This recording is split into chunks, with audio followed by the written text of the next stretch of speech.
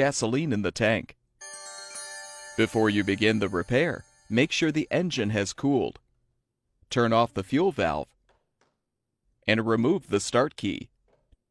To replace the engine's alternator, your first step is to pull off the choke shaft knob.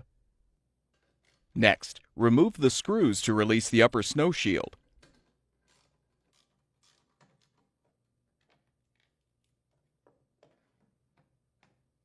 Disconnect the primer hose and the start key wire harness to detach the shield. Now remove the screws to release the lower snow shield and pull it off.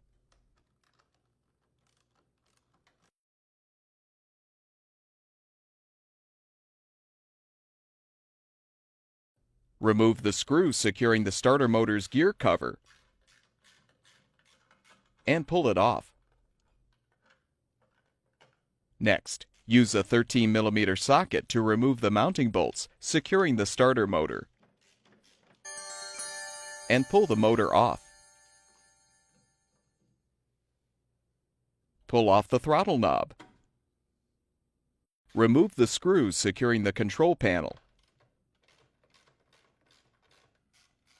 and pull the panel off. Your next step is to remove the bolts securing the blower housing and pull the housing off.